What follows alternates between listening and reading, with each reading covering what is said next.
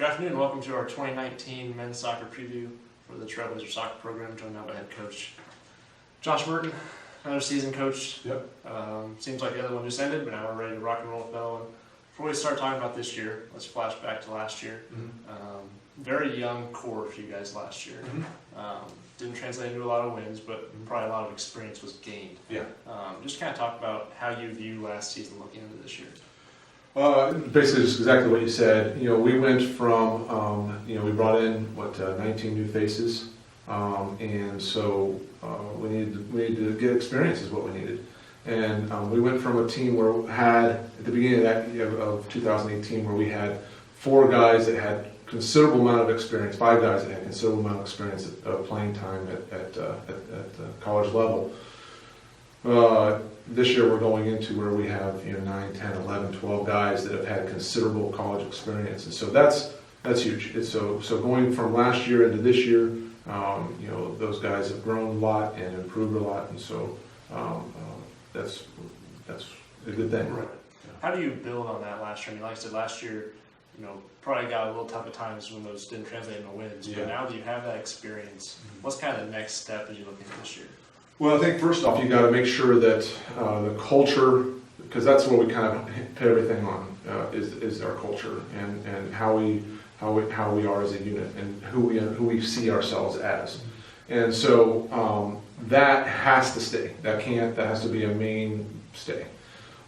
Then from there, continue to build on seeing improvement in the players that are currently here. So seeing how are they improving in the weight room, how are they getting better technically.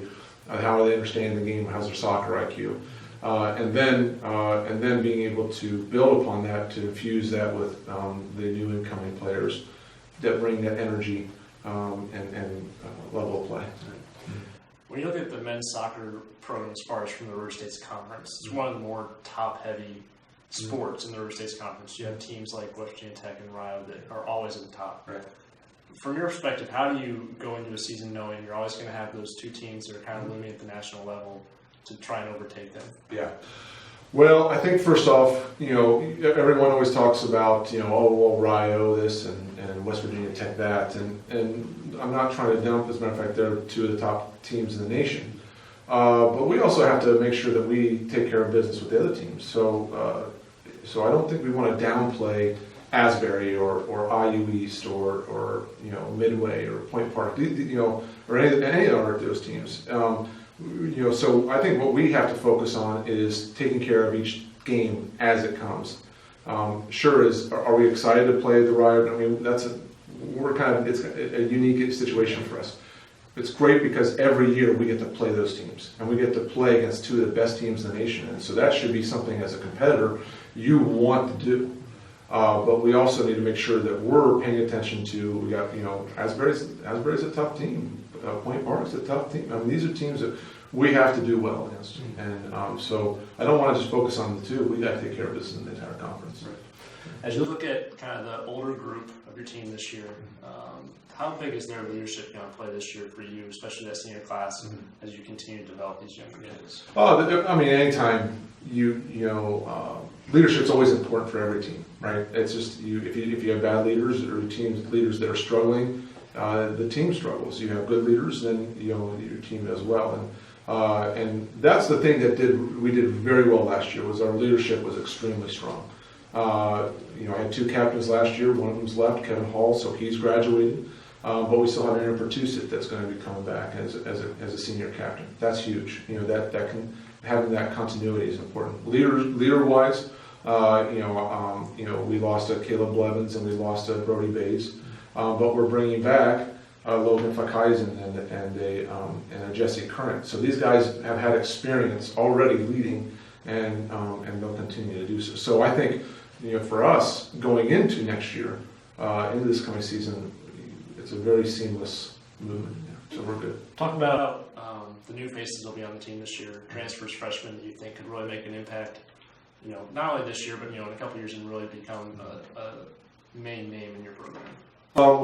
We've signed 9 guys, and right now we're in the process of potentially having 3, maybe 4 more new guys. And to be honest with you, this could be probably one of the probably one of our more successful recruiting classes. I mean, we've had successes with each class, but this one as a whole is very strong. And to be honest with you, it's kind of early, but we're going to see a lot of those guys step up. We're going to, even this year, you know, especially with positions that we need help with. You know, we're going to see 3 or 4 or 5 of them step up and really make a big impact. You know? Looking at your schedule, just talk a little bit about non-conference as far as games that you really think will be good preparation for you guys looking into the conference season. And then looking into the conference season, you mentioned there's teams you can't overlook. Right. What are some of those games you're looking forward to as kind of key matchups that you're like, these are games we need to really perform well in? Yeah. I'd say, you know, off season, you know, we've kind of, it's the tough games that we have. You know, we're playing a top 10 team in the NCAA Division III with a Kenyon College. So we'll be going there for our second game. We'll be going to Cedarville again for the second year in a row, which is a good environment for us to be in. So those are going to be really tough games there. You know, Shawnee State, they're coming here, so that's always a battle for us. Georgetown's always a battle. They're coming here. So you know, those are, you know, Kentucky Christian, we play them every year. I think they're coming here this year. So, you know, we have, you know, a lot of games that are teams that are local, that are, you know, I should say within a couple hours distance that we play that will help us continue to improve or get ready for the conference season. Conference games, you know, I mean, we just need to make sure it's not just one specific. Every single one of them is important. You know, and because you want to get to the postseason, because that's a goal, which I'm sure we'll talk about, but, you know, we need to focus on, not just this group and this one. No, then we're going to start overlooking everything. You know, so to me, right now, let's just take the very first game. We start off on a road trip. We go down to Asbury and Midway. That's when conference season starts. That's the focal point. So right. Just talk a little bit about the goals you'll be instilling in your team this year. I'm sure at the top of that list will be making the postseason, something you haven't done since we made that jump to the NAI. Right. What is the biggest thing you guys have to do consistently this year to make that leap into the postseason? Yeah. Well, I think first off, you know, to do that is to have consistent buy-in. You know, when this young team has bought into the game plan of going into the game and the coaching points that are made, we've done well. We've played very well, and so we need to continue to really buy into that every single game and understand that every game is going to be a battle. It's a lot different than the NCCA Division II days where, you know, in our conference back in those days, we can just kind of, you know, run through the conference and not play our best game but still win.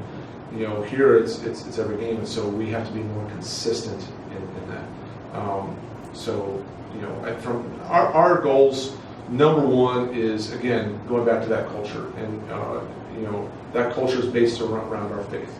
And so you can't really measure faith, you can't really balance or figure out how to, you know, but that's going to be something that we talk a lot about and pour into our guys about. That's the top thing. Then is the academics. You know, my teams have consistently throughout the years have had a 3.0 or better GPA. And so we're going to continue to look at having a high GPA. And then is also important is getting to the postseason.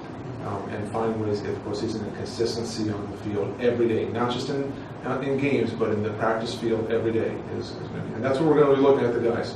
Okay, so you came in, you know, first day and you're just knocking our socks off. Great. What are you doing tomorrow?